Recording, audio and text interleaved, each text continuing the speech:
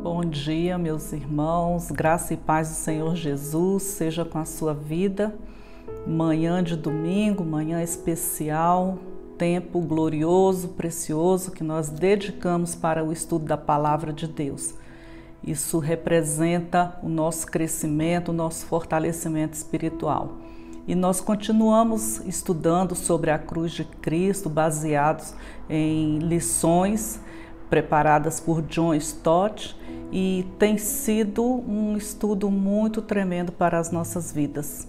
Eu peço a você que separe aí na sua casa a sua Bíblia e convide toda a sua família para que nós possamos juntos estudarmos um pouco da Palavra de Deus. Você que tem a revistinha pode acompanhar pela revista do aluno, isso também vai ajudar na compreensão da lição. Então, queridos, nós vamos orar pedindo a bênção do Senhor para nós, para o nosso coração, para a nossa vida, para a nossa mente, em nome de Jesus. Pai bendito, Pai santo, nesta manhã, mais uma vez, nós nos colocamos diante do Senhor com o coração, Senhor, cheio de expectativa para recebermos a Tua palavra. Ó Senhor amado, que o Teu Espírito flua de forma tremenda e que nós possamos, ó Deus, em nome de Jesus, continuar crescendo na graça e no conhecimento do Senhor. Eu oro, Pai, para que cada lar agora esteja debaixo da cobertura do sangue do Teu Filho, que os anjos ministradores estejam, Senhor, acampados ao redor de cada vida. Esta é a minha oração, meu Deus, em nome de Jesus. Amém.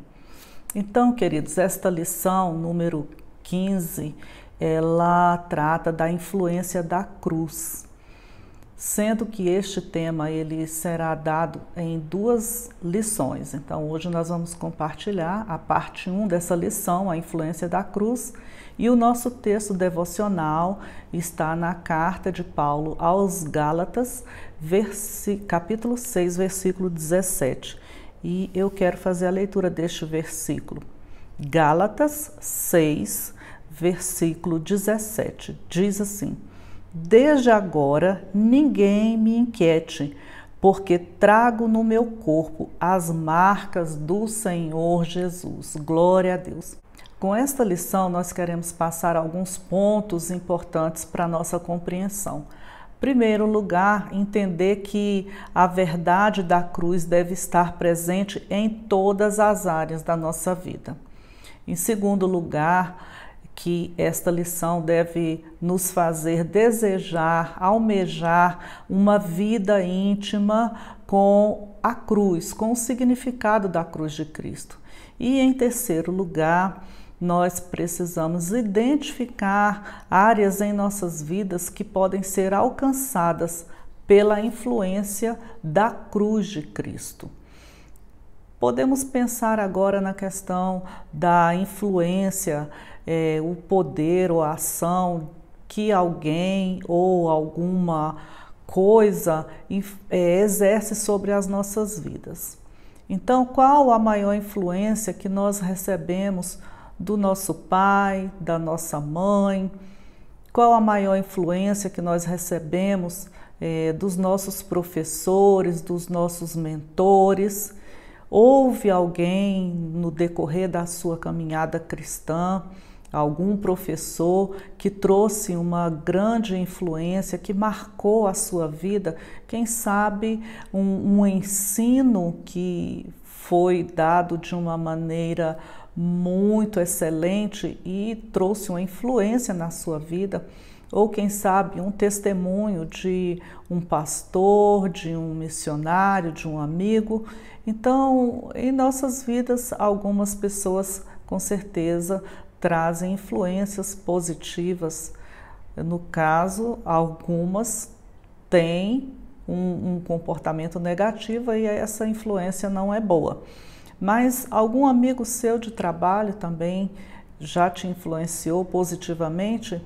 E a igreja, como um corpo, como família, tem trazido influências positivas em nossas vidas? Nós podemos pensar aí, eu acredito que cada um com certeza deve ter alguma experiência nesse sentido. E isso é muito sério, porque dependendo da influência, ela pode limitar a capacidade de raciocínio da pessoa influenciada.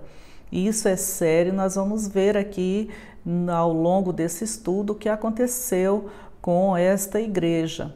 Então, o cristão, nós cristãos, nós precisamos, irmãos, agir debaixo da influência da cruz de Cristo. Então, como eu disse, essa primeira parte do estudo, que está dividido em duas partes, fala sobre isso.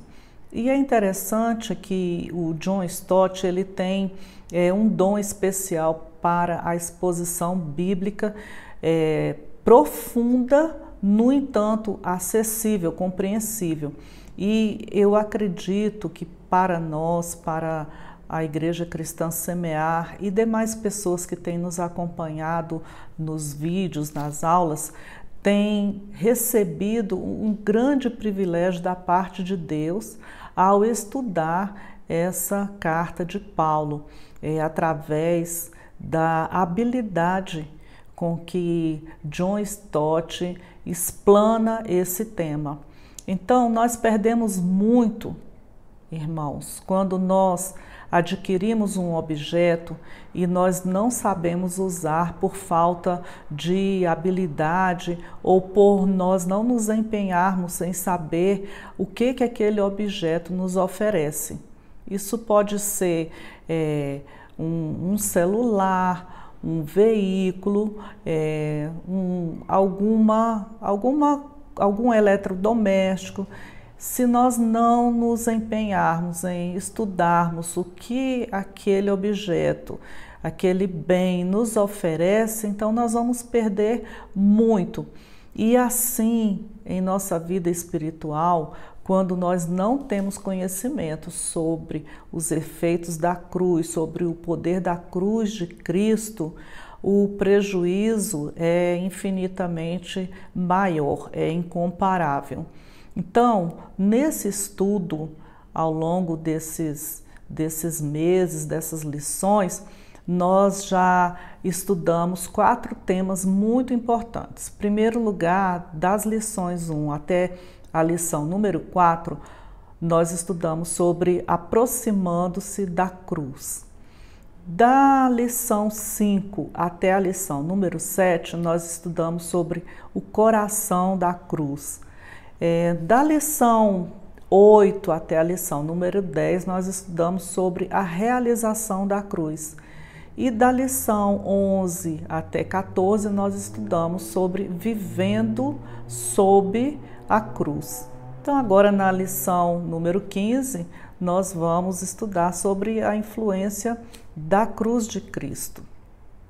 Então, o primeiro ponto que eu quero destacar nesta manhã com você é a cruz e a salvação. A cruz e a salvação. Então, aqui na carta de Paulo aos Gálatas, no capítulo 1, dos versículos 3 a 5, nós vamos ver 2 pontos bastante importantes quando ele faz a sua saudação. Então, Paulo, ele traz aqui, amados, uma saudação teológica muito equilibrada, de forma cuidadosa, acerca da cruz de Cristo. Então, eu quero ler com você aqui, Gálatas, capítulo 1, versículos de 3 a 5. Diz assim: Graça e paz da parte de Deus Pai e da de nosso Senhor Jesus Cristo, o qual se deu a si mesmo por nossos pecados, para nos livrar do presente século mau, segundo a vontade de Deus nosso Pai, ao qual glória para todos sempre. Amém. Então, Paulo traz a seguinte informação para nós aqui na saudação, logo na sua saudação, no início da sua carta.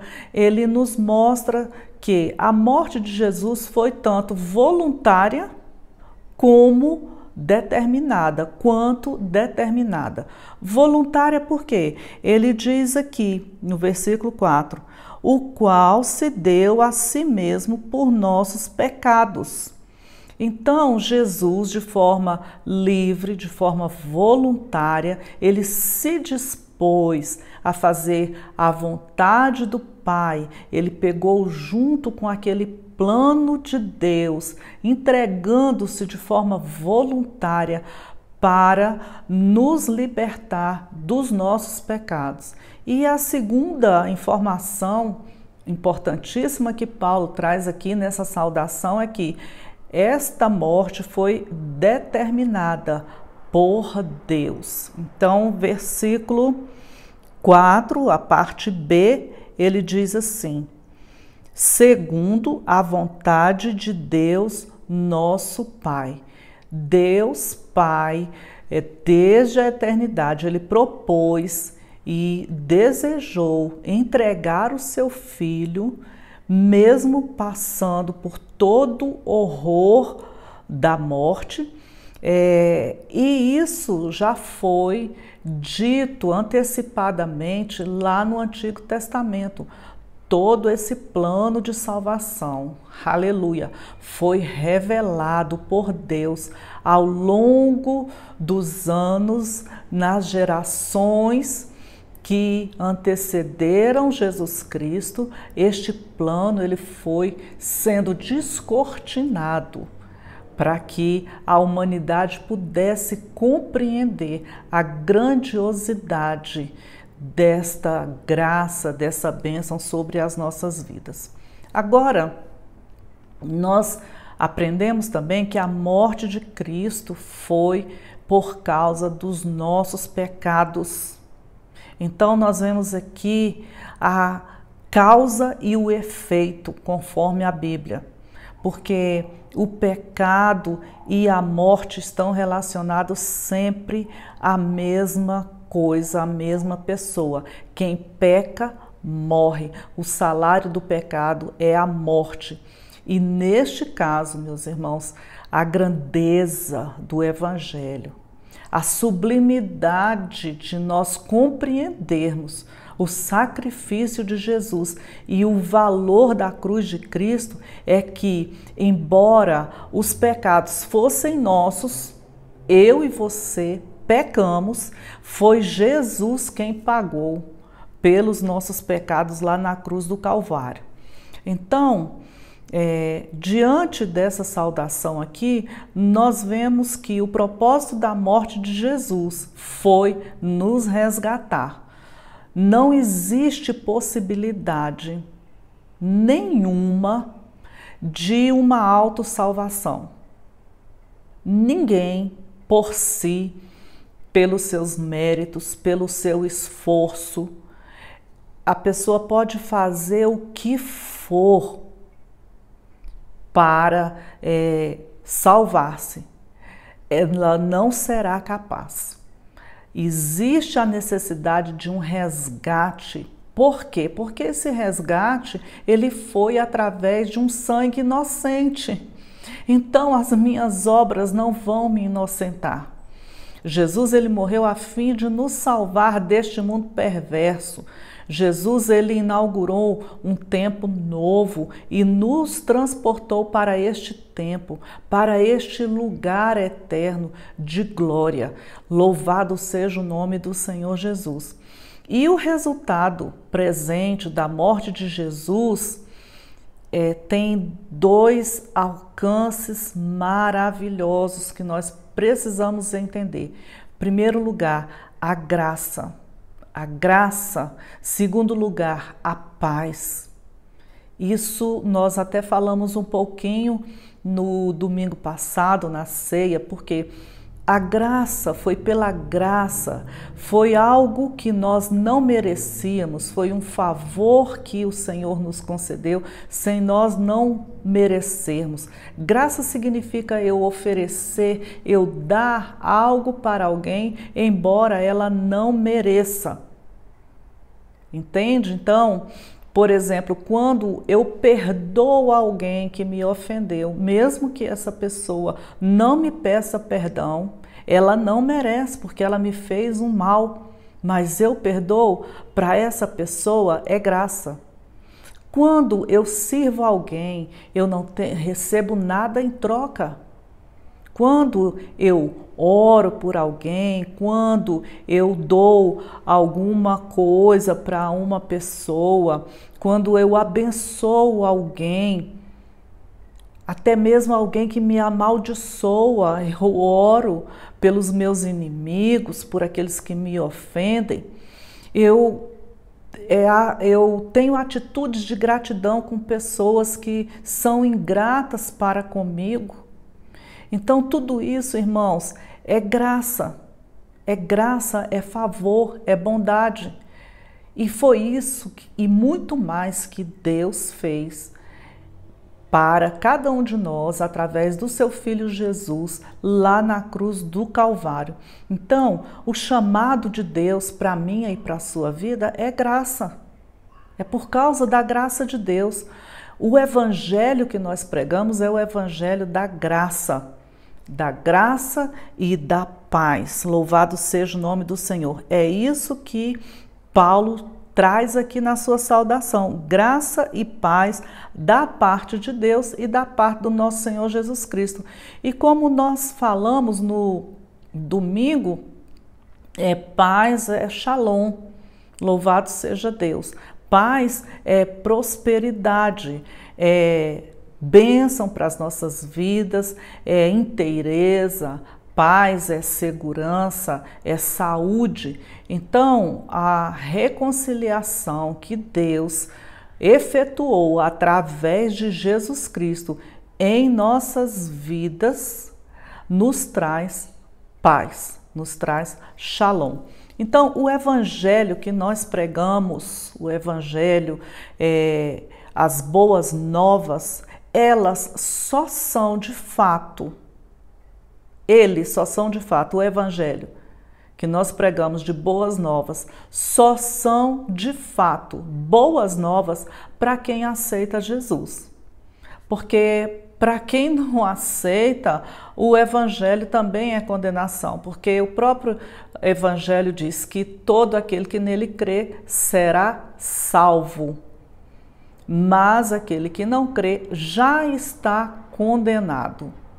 Então, a graça, ela vem de Deus e a glória desta graça que nós recebemos, a glória da redenção, a glória do perdão, a glória da salvação, da libertação, é toda para Deus. Não é para o homem, mas é para Deus. Não é para eu que aceito, mas é para Deus. Por isso que ele fala aqui no versículo 5, ao qual seja a glória para todo sempre. Amém. Então, todo louvor, toda honra, toda glória, toda adoração, todo reconhecimento dessa bondade de Deus é para o nosso Pai, é para o nosso Deus, é para o nosso Jesus amado, aquele que nos amou, aquele que se entregou por nós. Então, segundo ponto que eu quero meditar aqui com você está em Gálatas, no capítulo 2, dos versículos 19 a 21, que Paulo se refere à cruz e à experiência. Bendito seja o nome do Senhor. Paulo, ele mostra que a função da lei é condenar e não justificar. Se fosse contar apenas com a lei, nós estaríamos perdidos, Nós estaríamos perdidos porque nós não somos capazes de cumprir a lei. Nós precisamos da graça do Senhor Jesus e precisamos da presença do Espírito Santo para nos fortalecer e nos levar a termos uma vida de acordo com a palavra de Deus. Então, o capítulo 2, versículos 19 a 20, dizem assim: porque eu pela lei estou morto para a lei, para viver para Deus. Versículo 20, já estou crucificado com Cristo e vivo não mais eu, mas Cristo vive em mim. E a vida que agora vivo na carne, vivo-a na fé do Filho de Deus, o qual me amou e se entregou por mim, se entregou a si mesmo por mim. Então, Paulo, quando ele passa aqui a partir do versículo 16 até o versículo 21, ele vem falando do problema da heresia que estava sendo disseminada ali no meio da igreja e da contra-lei, que significa uma crença de que não existe uma lei moral e que Deus espera que as pessoas cumpram essa lei. Então, essa heresia estava sendo pregada ali pelos falsos mestres, pelas pessoas que se infiltravam na igreja justamente para trazer confusão na mente daquele povo. Então, Paulo, ele fala lá em Romanos, no capítulo 6, versículos 1 e 2, ele nos mostra isso. Que diremos, pois? Permaneceremos no pecado para que abunde a graça? De modo nenhum. Nós que já morremos para o pecado, como viveremos ainda nele? Por quê? Porque a contra-lei que estava sendo pregada é que ela não existia leis morais e por causa da graça de Deus você podia fazer o que você quisesse porque já estava salvo. Existia uma outra vertente também, que era a vertente que os judaizantes traziam do legalismo, que nós vamos ver também. Então, quando nós observamos o evangelho que Paulo pregou nas suas cartas e falando sobre a cruz de Cristo, em Romanos e aqui aos Gálatas, nós vemos que o pecador morreu em Cristo Jesus. Lá no capítulo 6, versículos 5 e 6 de Romanos, está escrito: porque se fomos plantados juntamente com ele, à semelhança da sua morte, também o seremos na sua ressurreição. Sabendo isto, que o nosso velho homem foi com ele crucificado, para que o corpo do pecado seja desfeito, para que não sirvamos mais ao pecado. Então, nós fomos plantados juntamente com Cristo, semelhantemente na sua morte, a semelhança da sua morte. Então, eu posso dizer que eu estou crucificada com Cristo. E essa verdade bíblica, ela é muito simples para o nosso entendimento. A parte em mim que estava ligada ao pecado morreu. Então eu posso afirmar, irmãos, que se eu permaneço na prática do pecado, isso não morreu em mim, então eu não nasci de novo. Entende? Porque a verdade que ele coloca aqui em Romanos, no capítulo 5 e 6, é que nós morremos para o pecado, mas nós estamos vivos para Deus. Lá em Romanos 6, versículo 11, nesse mesmo capítulo 6, ele diz assim: assim também vós considerai-vos certamente mortos para o pecado, mas vivos para Deus. Então, algo que eu praticava, Eu vou dar um exemplo aqui. Eu fumava, aceitei Jesus e comecei então a entender que o vício é pecado, tudo aquilo que eu faço contra o meu corpo, eu estou fazendo contra o templo do Espírito Santo. E de mim mesma eu não consigo abandonar o vício. No entanto, como eu nasci de novo, a minha natureza agora é a natureza de Cristo e eu passei então a ser a habitação do Espírito Santo, essa graça de Deus é sobre a minha vida. Eu sei que eu fui justificada por Jesus Cristo diante de Deus. Então, o Espírito Santo começa a trabalhar na minha vida, trazendo essa consciência de pecado e me dando condições para abandonar, porque eu começo a mortificar a minha carne. Já não sou eu quem vivo, mas Cristo que vive em mim. Então, eu já não tenho mais prazer no vício, eu já não tenho mais prazer naquilo que ofende a Deus. E à medida que eu vou me arrependendo, que eu vou buscando a presença de Deus, o Senhor me concede graça, o Senhor me concede força para morrer para esse pecado. Eu já não quero mais satisfazer a minha vontade e eu vou rejeitando e aquele vício não tem mais domínio sobre mim porque eu morri para o pecado. No entanto, eu estou viva para Deus.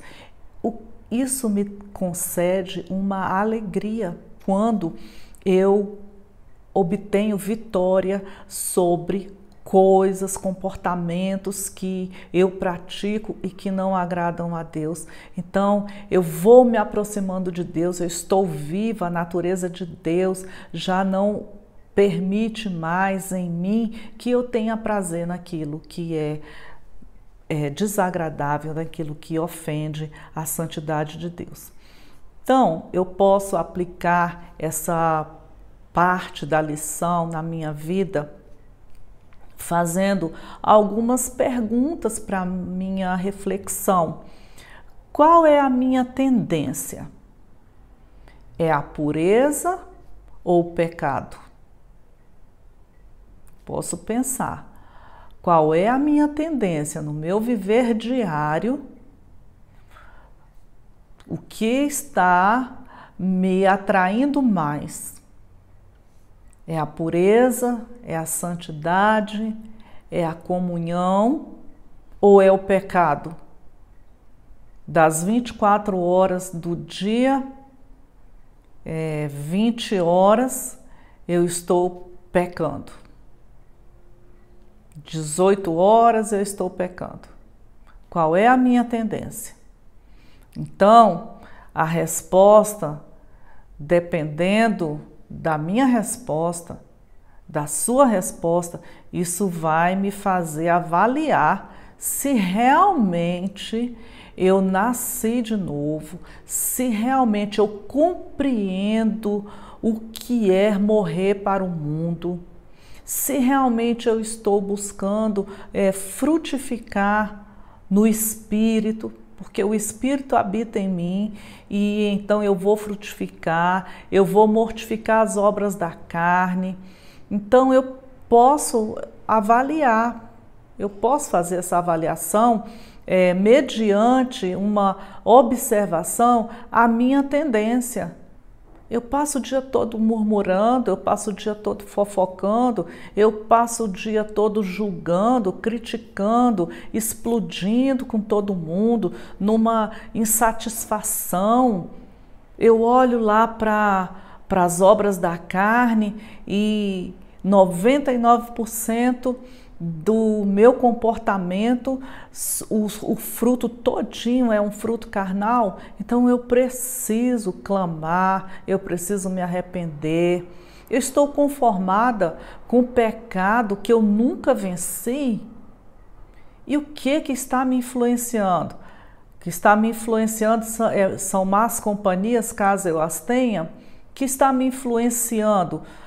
uma literatura secular que mexe com as minhas emoções, que me leva a ter pensamentos pecaminosos, é a televisão, é um filme, é um programa, é uma música mundana que me traz depressão. O que está influenciando a minha vida? Ou a cruz de Cristo está me influenciando, embora eu ainda cometa pecado, porque eu estou neste corpo. No entanto, eu tenho a plena convicção e a certeza que o pecado em minha vida é um acidente e não uma prática comum diária. Então nós podemos meditar isso. E realmente, irmãos, Jesus ele disse o seguinte, que pelos frutos nós conhecemos uma árvore. É pelos frutos que nós conhecemos uma árvore. A árvore não é pela minha pregação, eu estou pregando, falando de Deus, uma bênção, não é porque eu tenho uma carteirinha de membro de uma igreja, não é porque eu uso o linguajar evangeliquez, não é porque eu tenho uma Bíblia, eu ando com essa Bíblia, nada disso. Cadê o fruto? Quando Jesus ele olhou para aquela árvore, ele viu uma árvore frondosa, uma árvore muito bonita, no entanto, aquela árvore não tinha fruto. E falando sobre isso, eu quero abrir um parêntese aqui. A importância para nós cristãos, alunos da EBD e membros da Igreja Cristã Semear. Estudo sobre fruto do Espírito. Estudo sobre vida guiada pelo Espírito. Estudo sobre vida espiritual. Então, isso é muito importante. Nós precisamos ter claramente em nossas mentes, em nosso conhecimento, esses pontos. Então, volta lá, nós já estudamos muito sobre isso, procura nos vídeos, procura na Bíblia, vai primeiro na Bíblia, se tem revista, estuda, mas é um tempo em que nós temos falado repetidas vezes sobre a nossa vida espiritual. Então, qual é a minha tendência? Qual é a minha tendência? Minha tendência é o pecado ou minha tendência é a santificação? Eu tenho me empenhado nisso. Em terceiro lugar, a cruz e a pregação. Paulo traz aqui dos versículos 1 a 3, ele diz assim: Ó insensatos Gálatas, quem vos fascinou para não obedecerdes à verdade, a vós perante os olhos de quem Jesus Cristo foi já representado como crucificado?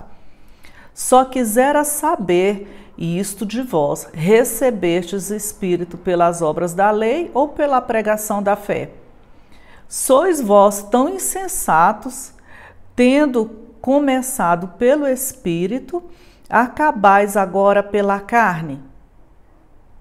Será em vão que tenhais padecido tanto, se é que isso também não foi vão? Então, Paulo ele traz aqui uma palavra bem forte, bem firme para aquela igreja, porque ele identificou o que estava acontecendo ali. Aquele pessoal, aquela igreja estava retrocedendo no conhecimento da graça e do valor do sacrifício de Jesus. Ele lembra em sua carta que até mesmo Pedro, assim como aquela igreja dos Gálatas, havia sido fascinada em alguma medida para abandonar a doutrina da justificação pela fé. Então, Paulo, já no início aqui do capítulo 3, ele diz: ó insensatos Gálatas, quem vos fascinou? Então, Paulo diz que eles foram enfeitiçados. ele chama aquela igreja de insensata, uma igreja que estava com a sua visão embotada. A palavra no grego para insensato aqui tem este significado.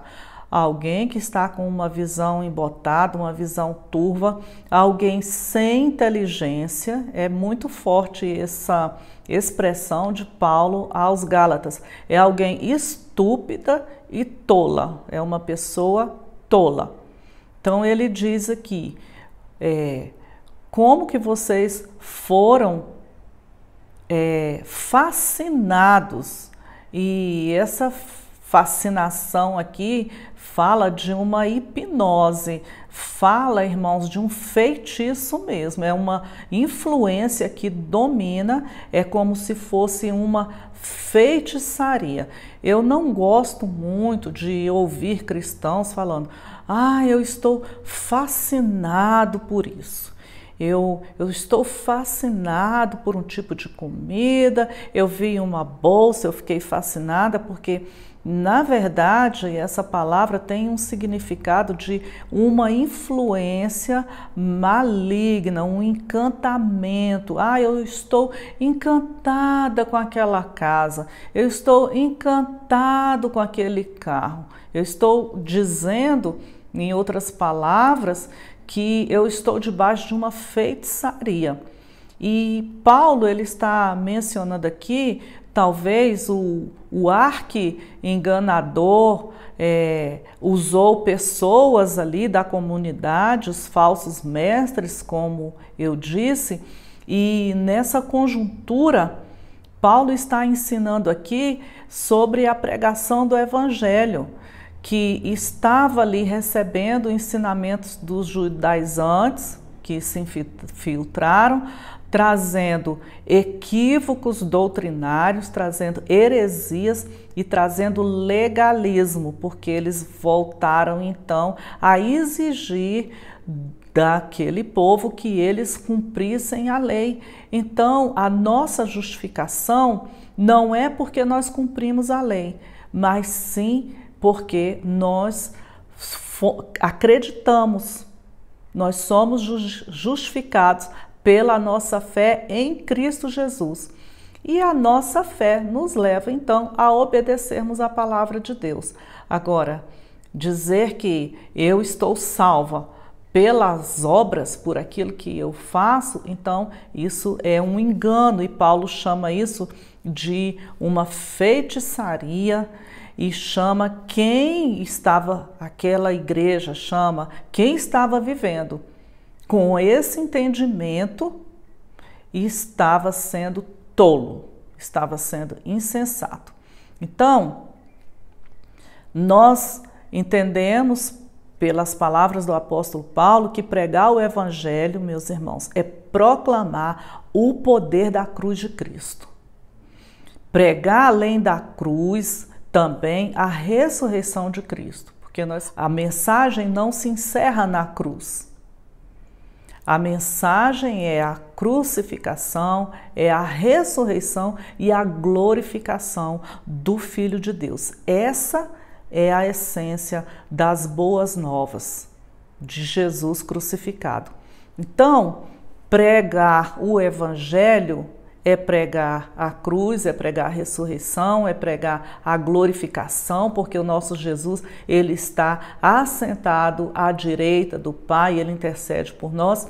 E pregar o evangelho significa proclamar visualmente a cruz, porque Paulo ele vem e diz aqui que ele pregava Jesus Cristo exposto como crucificado. Então, as pessoas elas precisavam visualizar Jesus crucificado, elas precisavam entender o que é realmente a cruz. Então, no grego, quando Paulo usa essa palavra aqui, significa, quando ele diz assim, olha, exposto, Eu prego Jesus Cristo exposto como crucificado. Ele está dizendo, olha, eu prego Jesus desenhado ou pintado para uma apresentação pública diante dos olhos das pessoas. Então, isso traz um esclarecimento melhor para quem está ouvindo. Então, Paulo, ele compara a sua pregação do Evangelho a uma enorme pintura, a um cartaz em que Cristo, ele está ali na cruz do Calvário. Então, uma das maiores artes, um dos grandes dons que um pregador do Evangelho pode ter é transformar os ouvidos das pessoas em olhos. Ele está falando ali com uma riqueza de detalhes que a pessoa ela consegue perceber aquela cena. Estou falando de Jesus ali como um cordeiro mudo, sendo flagelado, indo para o matadouro. Falo do sangue, das chicotadas, do esforço, e aquele ouvinte, ele consegue ver o que eu estou falando. Isso é maravilhoso. Mas proclamar o Evangelho não deve ser apenas visualmente, mas também, meus irmãos, mostrar a cruz como uma realidade presente em nossas vidas. Louvado seja Deus. Eu quero frisar bem isso daqui, por quê? Porque hoje existe uma linha que não menciona mais essa parte do Evangelho. Existe uma linha, e isso não só no Brasil, mas no mundo.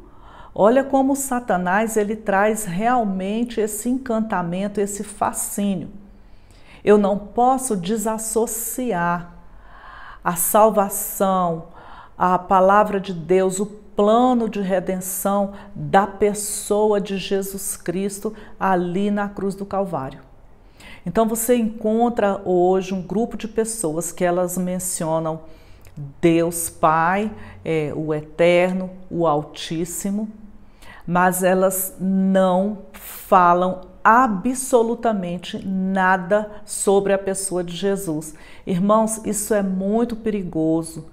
Isso é muito danoso à fé cristã. Sabe por quê? Porque tudo que nós fazemos em nome de Jesus. Nós expulsamos demônios em nome de Jesus. Nós curamos os enfermos em nome de Jesus. Usamos o nome de Jesus e aí Jesus vem com o seu poder, com a sua virtude e cura os enfermos. Então ele nos deu essa autoridade para agirmos em nome dele. Então ele disse, olha, em meu nome vocês vão curar os enfermos. Nós não podemos ir ao Pai, ao Deus eterno, ao Altíssimo, se não for através de Jesus Cristo. Então perceba bem o engano de Satanás. Então, esta carta que Paulo escreveu aos Gálatas, ela foi escrita provavelmente uns 15 anos após a crucificação de Jesus. Então, acredita-se que uma grande parte dos leitores dessa carta não tinham sido testemunhas oculares da cruz. Então, Paulo faz o quê? Ele traz o evento do passado para o presente por meio da pregação do Evangelho. E é isso que nós devemos fazer também. Como, meus irmãos, que nós vamos ignorar as cartas? Como que nós vamos ignorar os evangelhos? As cartas foram escritas para a igreja. Os evangelhos nos mostram o plano de salvação se cumprindo na pessoa de Jesus Cristo. A mentira, o engano Ele é muito sutil. Ele é muito sutil. E é por isso que nós precisamos estudar a palavra. Quem não estuda a palavra é como aquele que compra um celular de última geração com muitas coisas que ele pode usar, mas ele não sabe nada. Ele só sabe ligar e desligar o celular, fazer ligações e usar mal algum aplicativo de rede social. Então, pregar o Evangelho é proclamar visualmente a cruz com uma realidade presente e permanente. Então, Paulo ele diz que pregou Cristo como crucificado, e quando ele diz isso, ele no grego, o tempo verbal que é aplicado aqui é mais no perfeito. Então, isso indica pela gramática que Paulo estava dizendo que a crucificação tem o poder e os benefícios da crucificação são permanentes. Então a cruz jamais deixará de ser o poder de salvação para todo aquele que crê em Deus. O Evangelho jamais deixará de ser o poder de Deus para a salvação daqueles que nele crê. Amém? E pregar o Evangelho é proclamar a cruz também como objeto de fé pessoal. Paulo, ele expõe Cristo crucificado ante os olhos daquela igreja da Galácia, não apenas para causar admiração, mas com o objetivo também de persuadir aquele povo, de convencer aquele povo a colocar a sua confiança em Cristo como seu Salvador crucificado e não naquilo que eles podiam fazer obedecendo à lei para serem salvos. E assim eles continuarem por toda a vida colocando a fé, a confiança em Jesus e pararem de fazer aquilo que eles estavam fazendo. Então, como eu aplico esse terceiro ponto desta meditação, desta aula na minha vida? Eu posso me fazer algumas perguntas para a minha reflexão e também para o meu crescimento. Eu tenho anunciado aos perdidos a mensagem da cruz? Ou eu tenho maquiado na minha evangelização a cruz de Cristo? Talvez ela fique meio que escondida quando eu estou pregando para as pessoas. Eu estou falando só nas bênçãos. Eu estou falando que não, Deus é bom, Deus vai te abençoar e você fica do jeito que você está, você não precisa passar pelo caminho da cruz, você não precisa ir até o Calvário. Não, e é isso. Sabe, meus irmãos, muitos têm maquiado o Evangelho. E é por isso que existe uma grande parte de pessoas que retrocederam na hora da luta, e é por isso que existem uma grande parte de pessoas que estão mascaradas. Agora não mais dentro das igrejas, mas até dentro das igrejas, a máscara literal, cobrindo uma máscara que já existia. Percebe? Porque agora já tem alguns lugares que estão abertos, mas que a pessoa tem que andar com a sua máscara. Então, esse evangelho que não leva a pessoa a se olhar no espelho, a entender que o pecado separa o homem de Deus e foi por causa do pecado que Jesus pagou um alto preço e que eu preciso morrer para o mundo. Ah, não, você vem para Jesus do jeito que você está, mas você não pode permanecer, e nem eu, do jeito que eu era.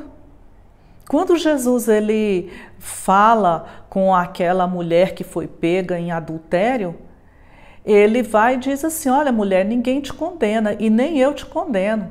Agora vai e não peques mais.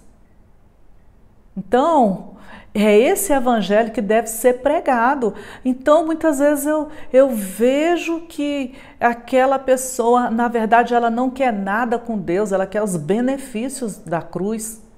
Ela quer ter paz, ela quer ter prosperidade, ela quer um emprego, ela quer um casamento, ela quer dinheiro na conta, mas ela não quer compromisso com Deus. Ela quer fazer as coisas do jeito que ela bem entende. Então aí sai fazendo alianças, se colocando em julgo desigual e tá tudo bem. E eu, como líder, como pastor, eu vou e aceito. Eu vou e aceito. Não, porque eu não quero perder. Meus irmãos, foi exatamente isso que Paulo trouxe para aquela igreja. E aí eu vou refletir na minha vida, porque não é só o pastor, é cada um de nós, são todos os crentes, porque todos os crentes devem pregar o evangelho. E eu tenho falado isso, meus irmãos, e eu vou repetir. Não é porque nós estamos nessa quarentena longa, não é porque nós não estamos nos encontrando no templo, que nós vamos cruzar os nossos braços e entrar num comodismo. Não. Chegou a hora de lançar a rede. Chegou a hora de ligar para pessoas, de orar por pessoas, de anunciar o evangelho, pessoas que telefonam, pessoas do nosso contato, pessoas do nosso relacionamento. Nós precisamos aproveitar este momento que antecede a vinda de Jesus para pregar o evangelho. E sem maquiar a nossa evangelização. O que nós vamos levar para Deus quando nós sairmos dessa terra. As nossas mãos estarão vazias, porque Provérbios diz que quem ganha almas, sábio é. Então, você tem a palavra, você tem uma boca, você está tendo acessos a muitas pregações, a muitas mensagens que alcançam pessoas. Então, trabalhe, convide pessoas para assistir os cultos online, convide pessoas para participar dos momentos de oração que a igreja faz online. Quantas pessoas estão sendo alcançadas? E eu creio e oro para que nós da Igreja Cristã Semear não sejamos infrutíferos, não sejamos estéreis. Quantas vidas nós já ganhamos este ano? Quantas vidas nós já ganhamos? Quantas pessoas nós já convidamos para ouvir a palavra de Deus? Então, esse é um grande desafio. Eu estou falando aqui debaixo de uma unção profética de Deus para a sua vida, para a minha vida. Então, pregar o evangelho a tempo e fora de tempo, as boas novas do evangelho, porque o evangelho é o poder de Deus para a salvação daquele que nele crê, mas pregar a cruz de Cristo, porque sem a cruz, meus irmãos, a igreja ela pode crescer no sentido de inchar, mas não é o evangelho de Cristo que está sendo pregado. Nós precisamos pregar a verdade do evangelho, o centro do evangelho. Nós temos aprendido nesta lição a cruz de Cristo. O centro do evangelho é a cruz de Cristo. Então, para fechar nessa manhã de domingo abençoado, em que nós começamos a nossa semana já na presença de Deus, e você está de parabéns por isso. A salvação, onde tudo começou, a experiência é o nosso dia a dia e a pregação é o nosso chamado, é o nosso ministério. A Bíblia diz lá em Romanos que todos nós temos o ministério da reconciliação. Veja que Jesus ele faz uma prestação de contas para aqueles servos em que ele distribuiu talentos. Então, a salvação, a experiência e a pregação do Evangelho estão bem claras na cruz de Cristo, que é a própria essência da fé cristã. Uma fé cristã que não tem cruz, ela não tem essência, ela não tem base, ela não tem fundamento, ela não tem raiz, ela não se sustenta. Ela não se sustenta. Foi isso que Paulo estava ensinando aqui aos Gálatas. Então, tudo isso está bem claro na pregação, no ensino desta carta. Então, eu posso, durante essa semana, tirar um tempo, e essa é a minha sugestão para a igreja, para pensar, para refletir sobre tudo isso que está sendo colocado nessa manhã. Essa semana eu posso meditar, eu posso me preparar para a segunda parte dessa lição, que vai ser tremenda, e nós já estamos caminhando para o final desses estudos, dessa série de estudos sobre a cruz de Cristo. E oramos e desejamos que tudo que tem sido ensinado seja bem fixado em nossas vidas e seja muito proveitoso para o nosso crescimento espiritual, para a nossa vida diária com Deus, para o nosso andar no Espírito. Amém, queridos? Entendemos que somos salvos mediante a fé em Jesus Cristo. Isso não vem de nós, mas é dom de Deus. Como aquela igreja estava entendendo pelos falsos ensinos que embotaram a visão do povo e que levaram o povo a uma feitiçaria. Aquela igreja estava entendendo que podia pecar à vontade e, cumprindo a lei, eles estavam salvos. Mas esta não é a verdadeira mensagem da cruz de Cristo. Que o Senhor te abençoe, que o Senhor te guarde, que o Senhor faça resplandecer o rosto dele sobre a sua vida, em nome de Jesus, e que todos aqueles familiares seus, os meus, os nossos, que ainda não foram alcançados pela palavra de Deus, possam ter uma experiência com este evangelho maravilhoso e com a cruz de Cristo Jesus. Amém? Eu quero orar agora com a igreja, agradecendo a Deus. Obrigada por sua fidelidade, obrigada por seu amor, obrigada por suas orações, obrigada por sua parceria, especialmente você que tem amado, dado ênfase, tem compartilhado o trabalho que nós estamos desenvolvendo para abençoar a vida de pessoas, e você tem nos ajudado nisso, compartilhado nos seus grupos, existem muitos grupos aí no Facebook e muitas pessoas estão colocando mensagens nesse grupo. Quem sabe você faz parte de algum grupo aí no Facebook, grupos no WhatsApp, grupos no Instagram. Você pega o link e vai lá, compartilha aquilo que te chamou a atenção, coloca uma frase que seja importante, que tenha efeito, mas o que nós não podemos fazer é ficar parados. Nós estamos trabalhando. Amém, queridos? Glória a Deus. Enquanto é dia, porque o Senhor vem e aí nós não vamos poder fazer mais nada.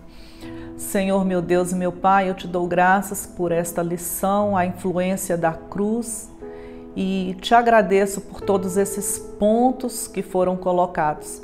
Eu oro, Senhor, para que uma graça do Senhor esteja sobre cada vida e que o que foi explanado aqui, Senhor, tenha sido de forma que as pessoas possam entender. Então, meu Deus, em nome de Jesus, libera a tua bênção nesse dia para cada vida, para cada família. Levanta homens e mulheres de Deus conscientes da importância da cruz, da influência da cruz. Senhor, em nome de Jesus, que haja uma manifestação do teu poder, da tua glória, da tua paz, da tua sabedoria em nossas vidas. Nós abençoamos a Igreja Cristã Semear com toda sorte de bênçãos espirituais, materiais e físicas. Meu amado, hoje à noite, às 19 horas, participe conosco do culto da família. 19 horas estaremos lá pregando a palavra de Deus com uma mensagem que vem do trono do coração de Deus para a sua vida. Deus te abençoe. A paz.